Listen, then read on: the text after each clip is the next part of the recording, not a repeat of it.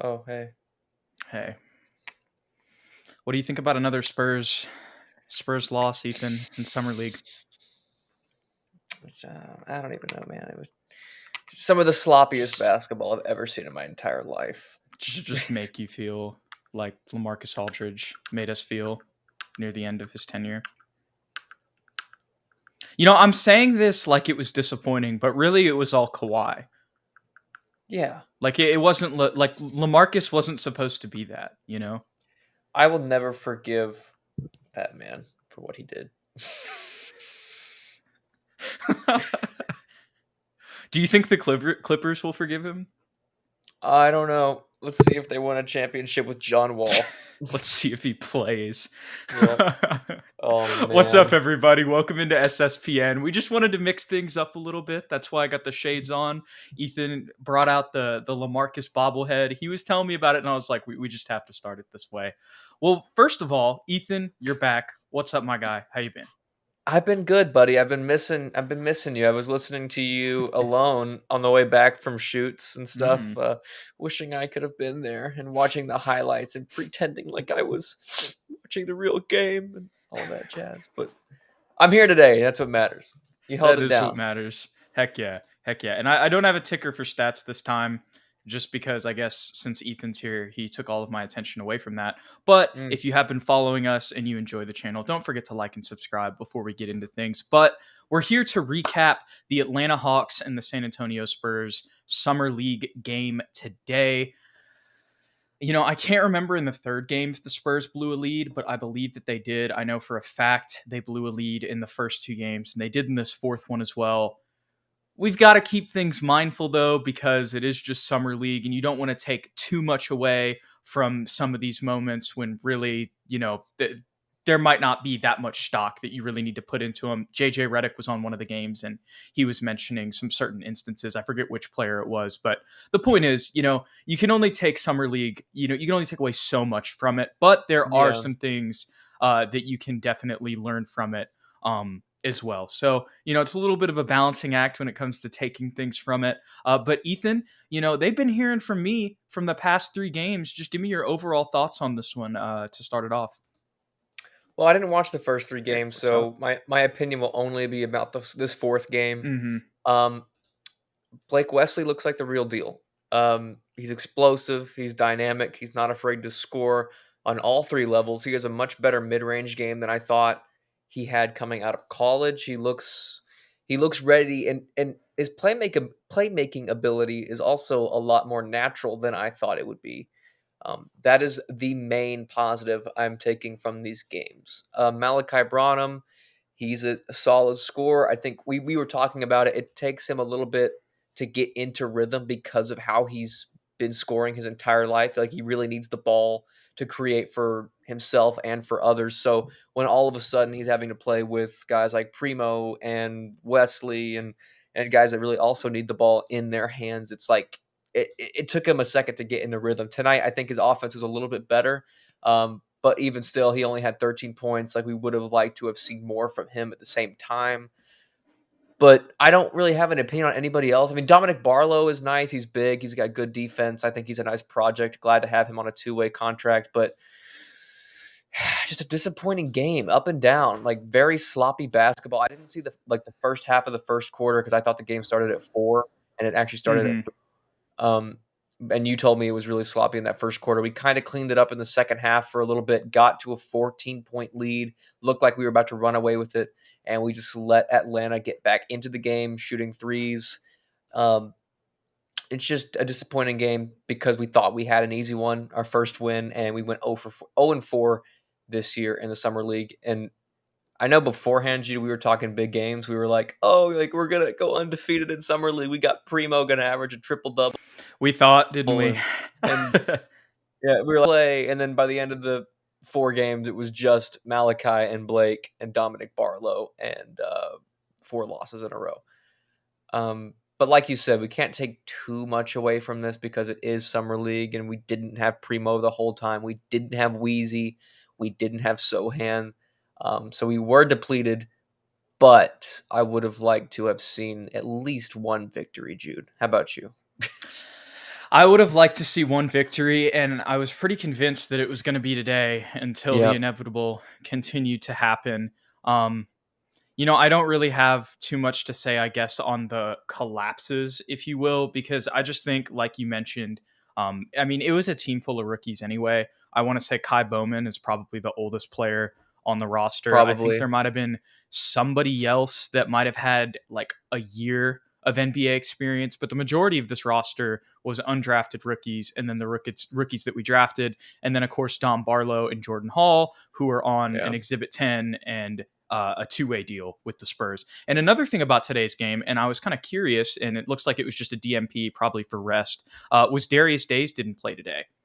The way he's Yeah. been playing in summer league, if he plays this game, I feel like yes, there was obviously a colossal collapse there at the end, but I just think if Darius plays today, he scores 2 points. And I know it's more than that, but I think he does even more than that with the way that he looked in all of his other summer league games. So I think that was Yeah. another key loss whenever it came to today's game, because he was our leading scorer, I believe, really over. I mean, he's really felt like our best player on the team Hmm. over the last two games. But the one thing about Blake Wesley, man, he finds a way to get 20.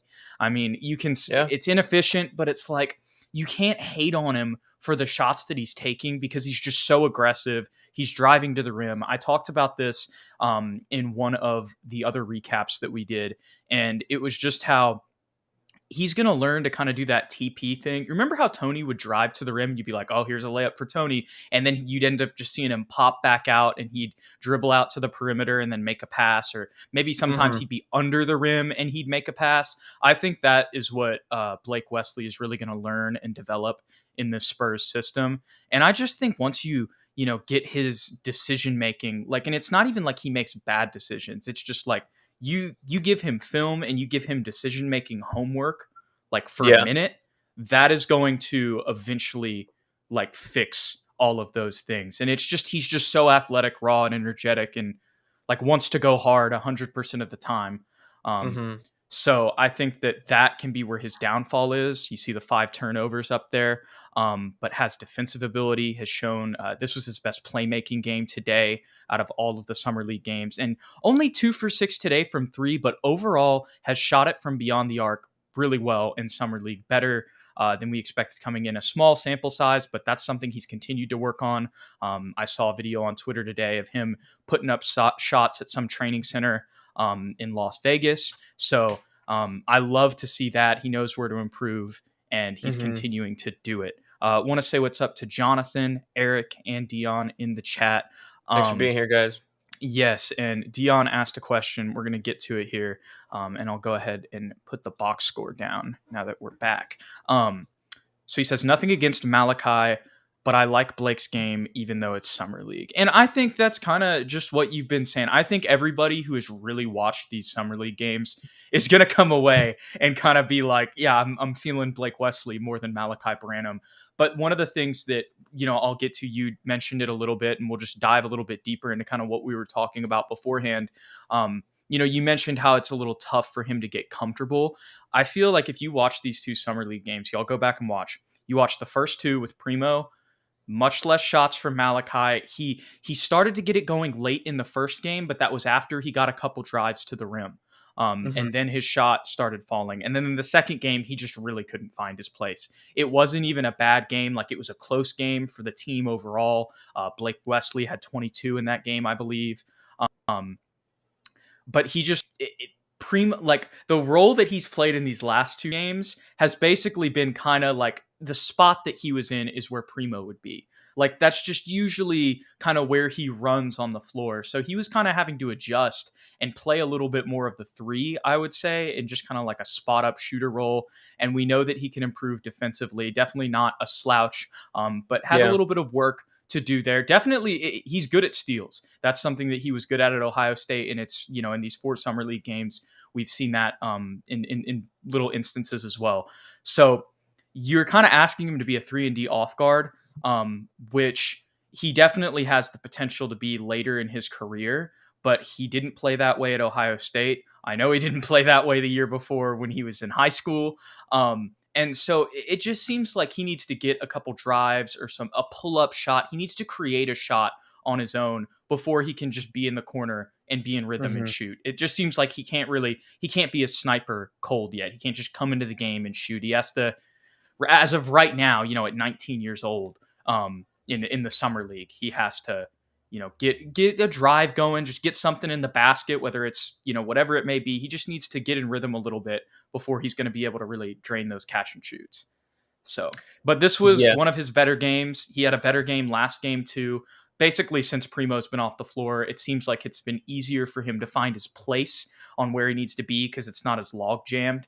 Mhm. And that has helped. So, still got some improvement, but we saw that dunk too. It was missed, obviously. There's been 2 of those in Summer League, but he flashes the athleticism. I just think that when you watch his tape and everything that you heard from the scouts, when we're watching the draft, and even just reading about him, it seemed like he was going to be super put together, and like Yeah. clean and like makes the smart play. But there's just an NBA adjustment period I think we're getting reminded of. But you still see all of those things. He just needs to kind of learn how to do them in the league and within the Spurs offense and Yeah. just the way that we play. Yeah, for me, that's what you just said is the key for him. It has nothing to do with his ability or his fundamentals, or all of a sudden he's just a bad player.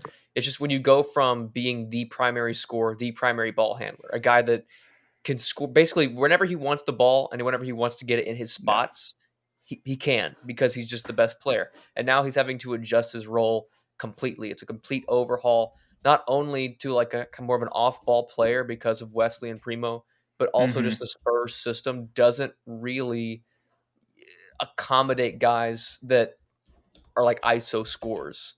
You know what I mean? I think back on the interviews with Steve Smith and with Steven Jackson.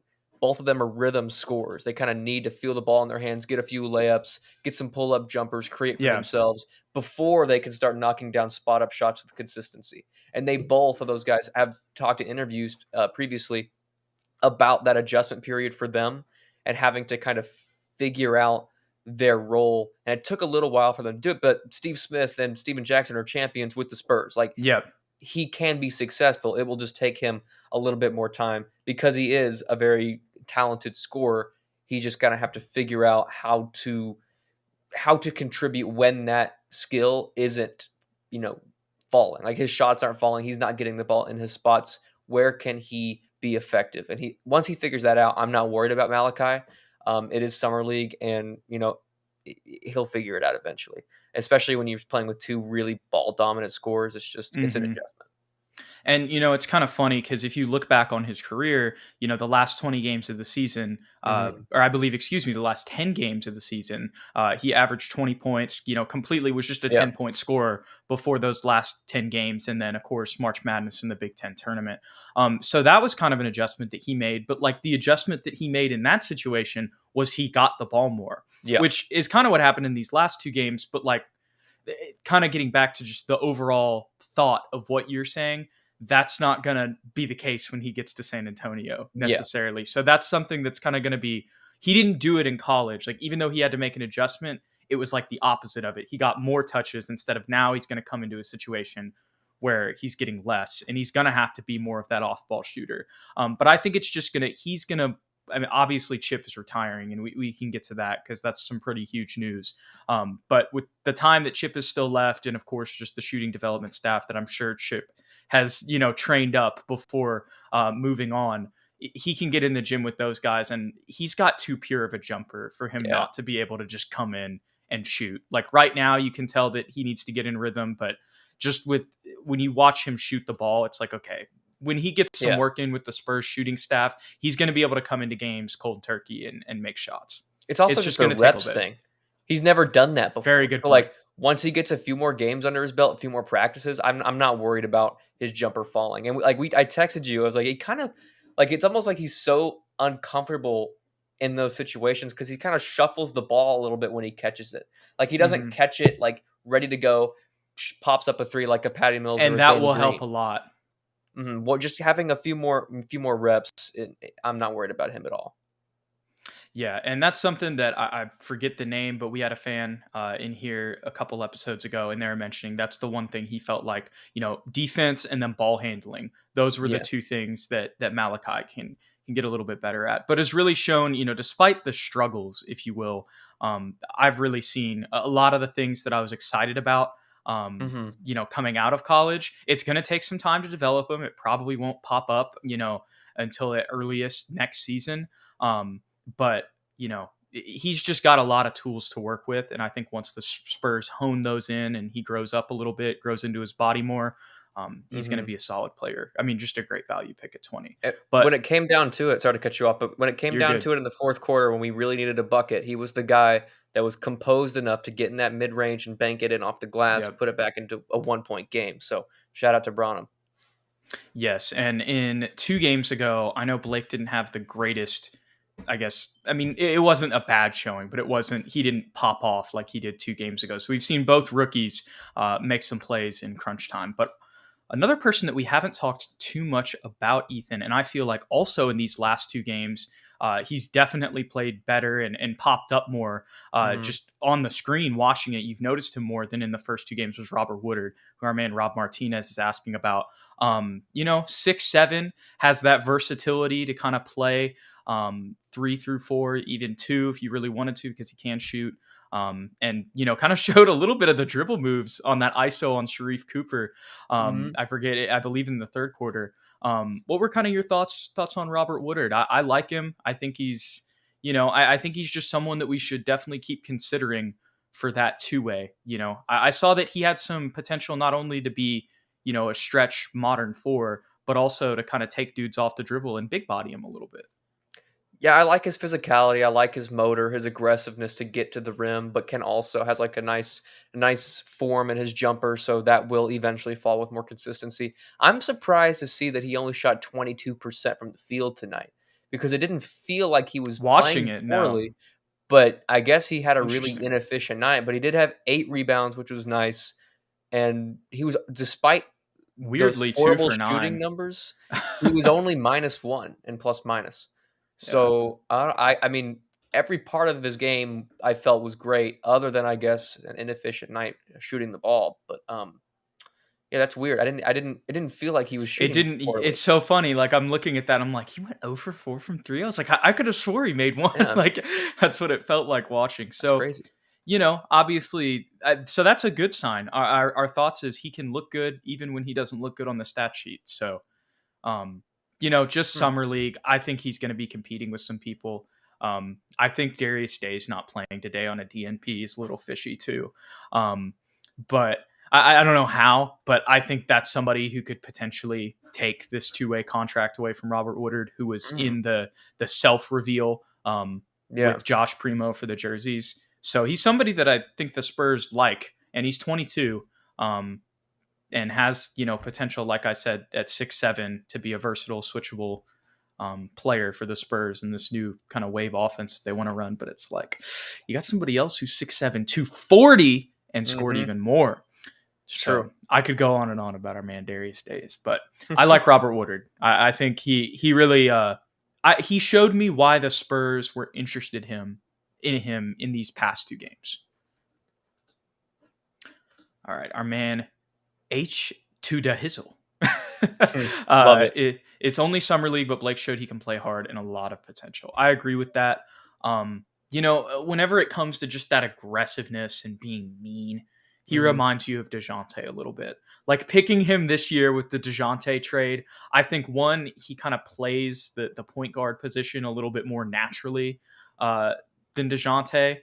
Just when it comes to ball handling, I think he's going to have to develop driving to the rim and being controlled a little bit less than DeJounte did. I think he's also a better shooter, even though he still has some work to do coming out of college than DeJounte was. Um, but that like seeing that type of aggressiveness and just like I said, that mean mentality where it's like, I'm going to take this and I think it's mine and I'm going to go do it every time. Even if I get blocked 5+ times, I'm going to keep going to the rim, going aggressively as I possibly can. That motor, right? yeah. Like, I just really like that out of him. And I think that once we hone all the stuff in Austin, nobody's perfect, right? But I just feel like he's got a ton of potential to be a super explosive point guard.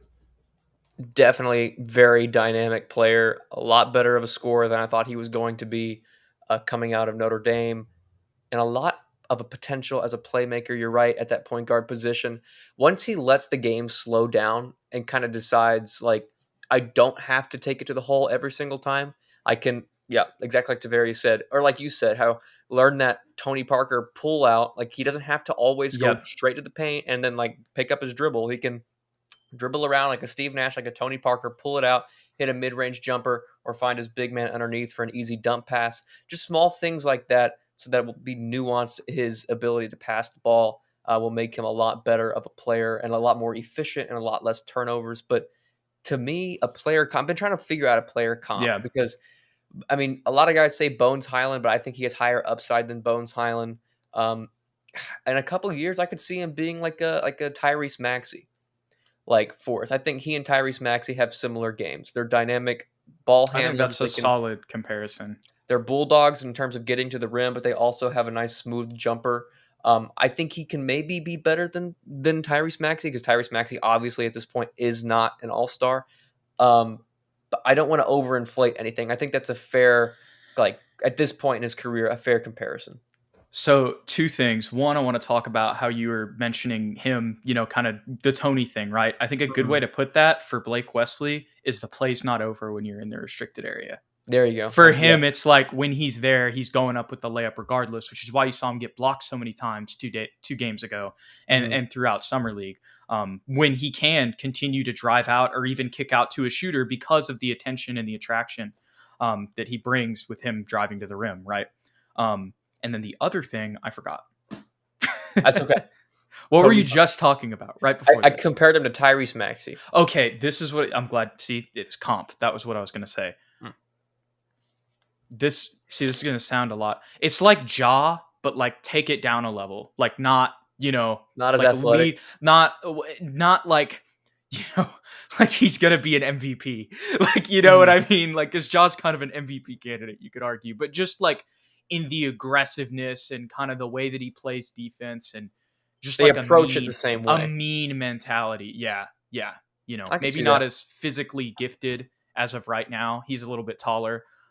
Maybe doesn't have, you know what I mean? Ja is Ja, obviously. Yeah, John but Moran. I think you get what I'm saying. Like not, that high of a level, but like a similar, take it down a notch and a similar player.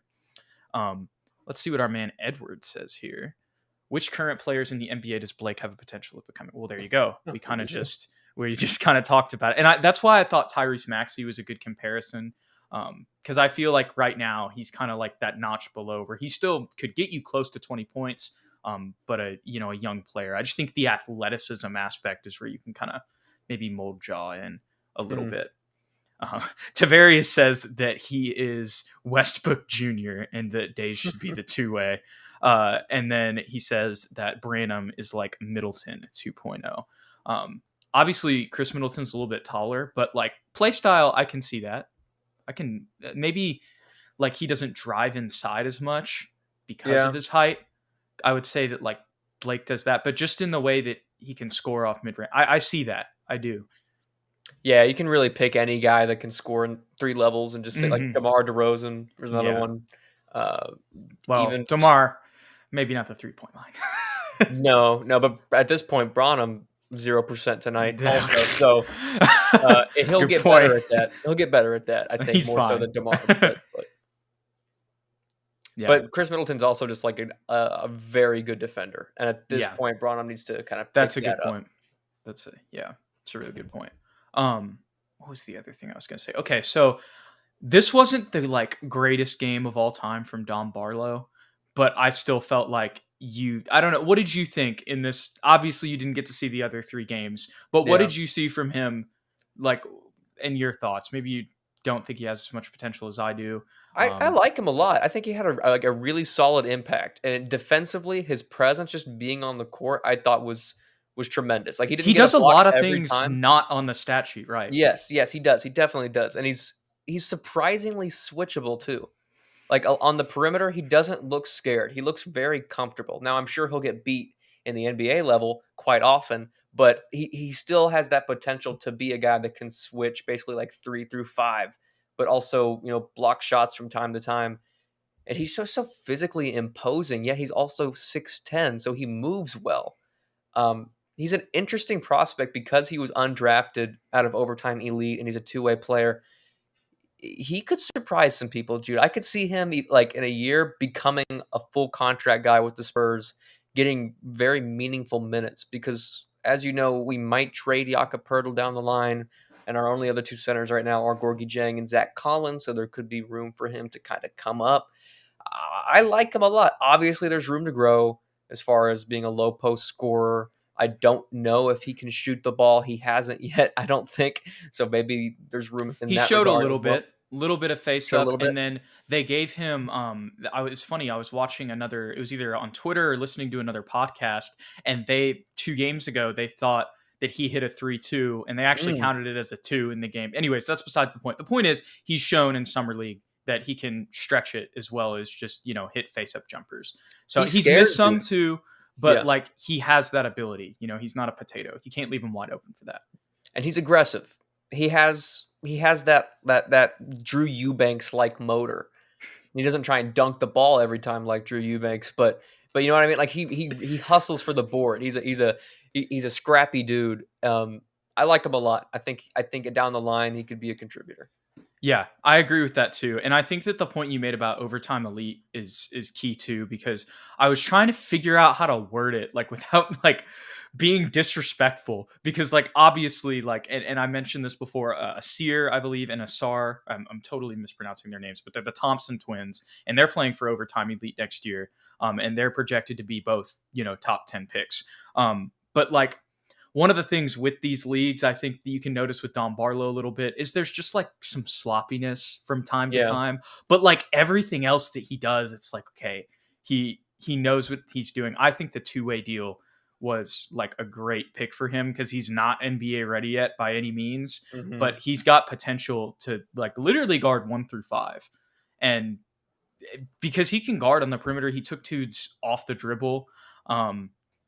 I think the Spurs are definitely going to play him at that 4 or 5 spot. But I think if he can, develop a little bit more of that ball handling, he could really be a solid 4. But knowing the Spurs, they're gonna play him at the 5. Yeah. Great. And he was too. really just supposed to be a rim runner, setting screens. Did a solid job with that. I What thought were you gonna about say? something during the game. He, honest to God, he is about as good as Kai Jones right now. For those of you Kai Jones fans out there, I think he's about as good as Kai. Like this, what he's doing right now is what we would have had Kai Jones do, but we would have drafted him at 11 or whatever we had. Mansley, appreciate you being in here. And I also want to say what's up to our man, Bobby February. He was in the last one. I believe he was actually who talked about Malachi Branham and his ball handling. But he says, what's up, guys? Did you hear about that Bulls and Jakob trade rumor? I did not. But great to hear from you too, my man, Bobby. We hope that you're out there grinding and getting through the day as best as you can, my man. But I did not hear about a Bulls Jakob trade rumor. I think I did like way back in the day. Yeah, that's what I heard about too. But I know that definitely like Jakob that's something that's kind of still being kicked around the NBA. If you turn on a show with Woj or you turn on a show with Brian Windhorst, once every couple days, they'll say, hey, there's still that potentially Jakob Poeltl possibility. Yeah. So I think that that's definitely something that they'll continue to do. And I like that. I like this comparison, Eric. I think obviously, he's a little bit smaller than Jackson Hayes, but as in has the ability to shoot, not a sniper by any means, but somebody that you can't leave open is just, athletic. So I like that. Yeah. I like that comparison. That's a solid one. That's a very solid one. I was thinking, what was I about to say? What were you saying right before? We were talking about Jakob. Jakob. I saw a tweet. Apparently, these are all NBA rumors, right? Yeah. The Spurs are not as willing to trade Jakob Poeltl as people thought that they were going to be. Like they aren't actually like shopping him right now. They are. But is he still movable? Yeah, teams are inquiring about him, planning to run it back. As far as I know, at least until the deadline. That's the latest rumor I saw. Yeah, and I could see that. We were just thinking about it, and I was like, there hasn't been movement with him, and that could be something that we do is bring him to the deadline, because we might be able to get more value, honestly. Because then teams are going to know where they are, and there might be one team that's like, man, if we just get a really good backup center, we can Mhm. make a run this year. When the And Bulls figure out Andre Drummond's an absolute bum and they shouldn't have signed him, they will call us back. oh Lord, yeah. So I hope that we get some good value out of him. Unless we're gonna re-sign him. But it just feels like this has got to be his last year, right? Just with at his age, the way that the franchise is moving. It d Yeah, I think it has to be his last year. Like, I wouldn't mind if we got him on a really cheap deal because he Like if just loves San Antonio, and then we still draft a big guy next year. Fingers crossed, knock on wood, Victor and he's like our Wembanyama. Tiago. Like that Yeah, I and wouldn't be mad at. exactly, but I just don't see it happening. Like, he can help other teams get to a championship. Like, to me, he's not a he could be a The difference maker Lakers for a could team. use him off the bench right now. Like who are we like Anybody could. let's go down the list. A lot of teams could use him Yeah. right now, Yeah. honestly. Especially like Phoenix could use him Mhm. badly right now, because they just got I don't know if you saw DeAndre Ayton Yep. sign, like, the biggest bag ever with Indiana.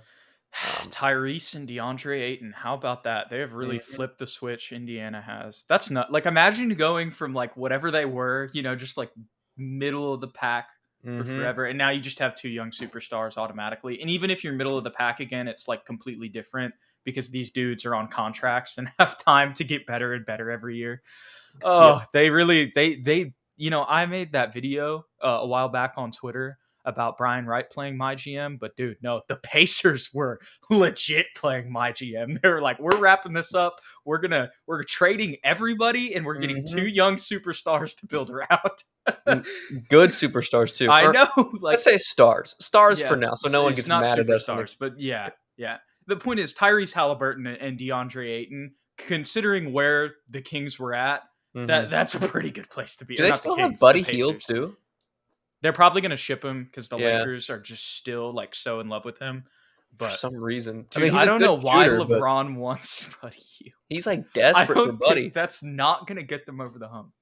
He's a Like, solid player, but, like, they are really I mean, they coulda and had him. he's getting paid like 21 million or something now too. So Yeah. they're gonna like have nobody. They're gonna have no other cap space to sign another role player. It's like I don't think that that's the difference for the Dude, they have Lakers. Lonnie, they're winning the chip. they Like, we're have. done Fuck. for.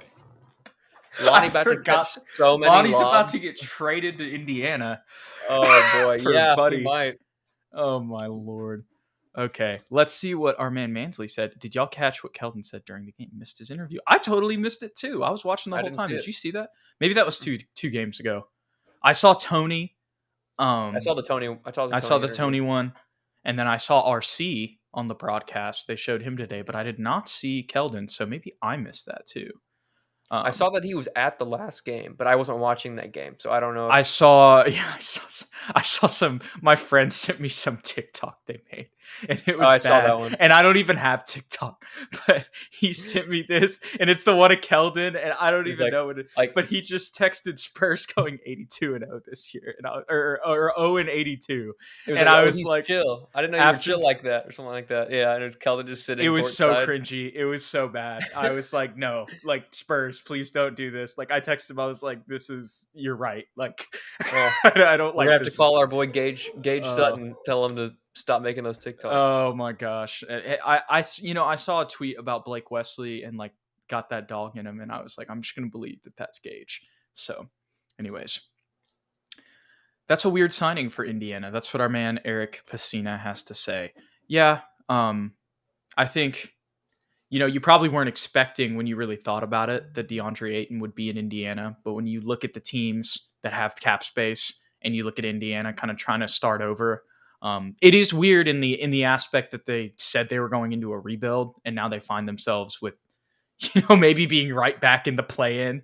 Yeah. In all honesty, but kind of what I mentioned earlier, what makes it a little bit of a different situation is just the fact that these guys are so young.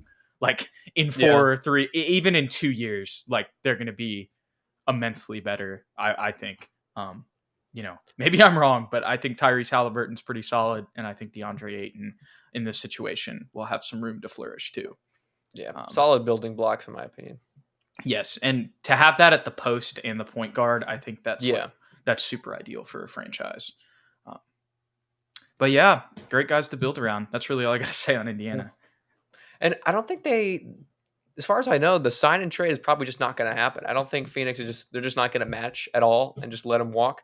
So that would I mean don't think they can match that unless they trade Mikal Bridges. They technically can do a sign Okay. and trade still, but the rumor is that they don't want to. Like they don't want anything back, which is odd because I think they could get Miles Turner, I would think, pretty easily, but I guess I just don't want him. So yeah, that's the Miles Turner thing is weird with that. I could go on and on, but like they haven't traded him, and they were like, so I heard somebody say they might run it back, like they might go Miles Turner, Ayton as their front court, which would just be so Pacers. But I hope they don't do that for DeAndre Ayton and Tyrese Halliburton's sake. Oh my gosh. But here's a question from our man Edward. If the Spurs don't land the number 1 pick, who is your next best player you'd like them to draft? Honestly, no idea. I have one idea, but it's only because like last year I had no clue who the prospects were. And after this DeJounte trade, I was like, all right, obviously I know Victor Wembanyama, but let me like actually see what's popping. And I kind of did a little bit before just because I felt like I didn't know enough about the prospects this year, like when we were talking about it. And so what I would say right now is I think the next best player in the draft is G League Ignite's Scoot Henderson. He played on the G League Ignite team last year. He was the first player to kind of, sign as what would be a high school year and then kind of play out, a more than 1 year deal on Ignite. Obviously another point guard, but I kind of agree with Brian right now at this point. Definitely. It's like, we just kind of got to draft best player available. He's around 6 foot, not the biggest guy, but just super explosive. Showed a lot at 17 in the G League. Had some games where he scored 20, I believe, and was consistently one of the team's top scorers. So to do that at 17 is really impressive. Yeah. It reminds me a lot of Darius Garland. That I think would be a good comparison for him. So I think Darius Garland was picked a little bit lower than that, but just in terms of the draft, everybody's kind of putting him as the next guy after Victor Wembanyama. I've heard the name. Everyone says he's a great player. I've never seen any tape or anything, so I just have no idea how good he is. Yeah, he's not the biggest guy, but just think about a 17-year-old playing on G League Ignite for 2 years. It's impressive. Mm-hmm. Might still be able to grow too because he's young. But yeah, I'm trying to think of a better one, but I think Darius Garland is the best comparison. Solid. I'll take it. Yeah. At this point, I'll take anything. We'll have to see. Hopefully, and maybe we'll see some guys in college flourish, over the next couple years. That usually happens. Somebody jumps up boards. Because if we could get another big, that would be nice. But we'll have to just draft the best player available. Our man Mace is asking for season expectations for the WL column. Oh my gosh, Mace, first of all, appreciate you. Good to talk to you again.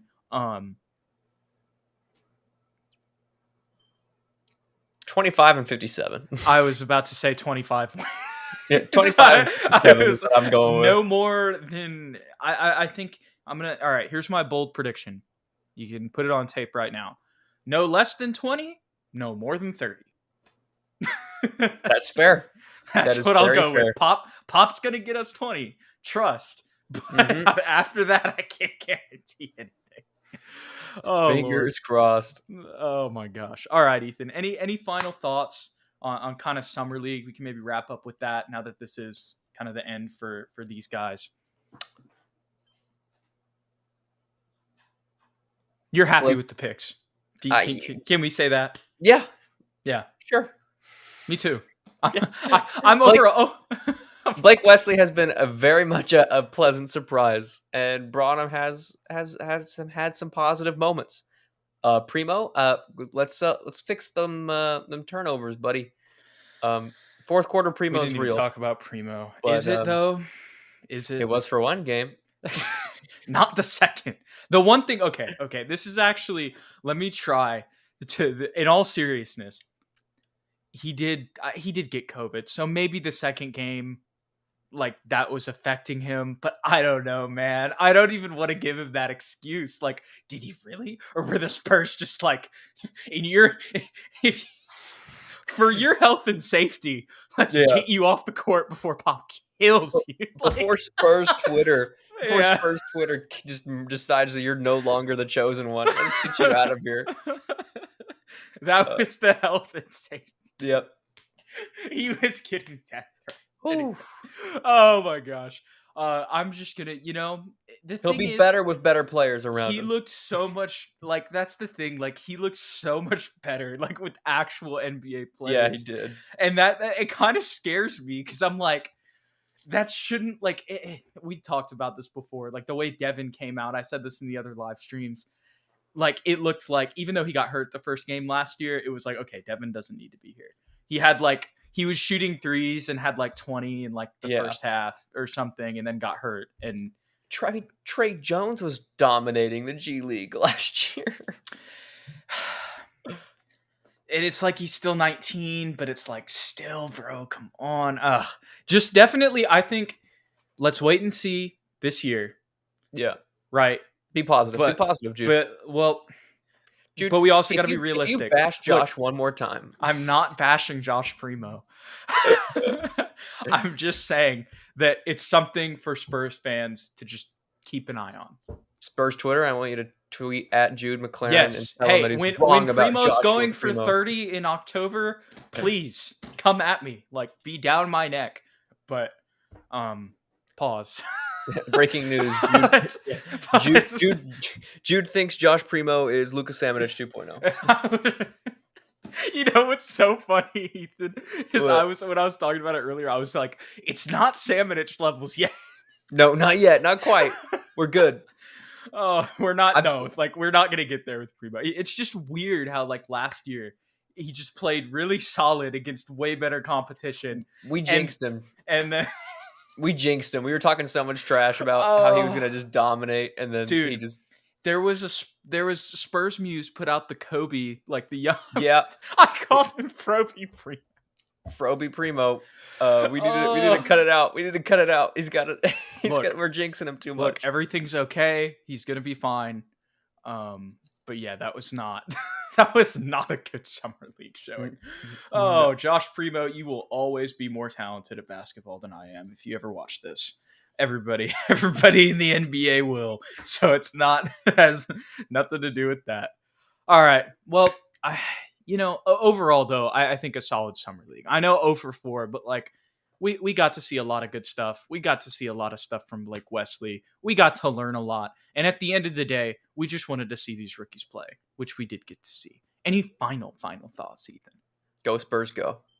I'm with you, my guy. All right, y'all. Thanks again for watching. Don't forget to like and subscribe if you did enjoy today's video. Be sure to follow us on Twitter at Ethan_Quintero and at Jude McLaren. Then if you want to go buy some SSPN merch, go ahead and head over to SpursTubeTV.com. We appreciate y'all. We will catch y'all in the next live stream. I don't know what's going to happen with this whole free agency thing. I still feel like there's like 8 or 10 players that are like major that haven't been signed, and maybe I've just completely missed it. But I feel like this whole KD thing is holding up everything in the NBA. And so, unfortunately, that's stealing content from us. So thank you, Kevin Durant. It's not like you get all the attention anyways. That cadaver. Snack. All right. I'll catch y'all later.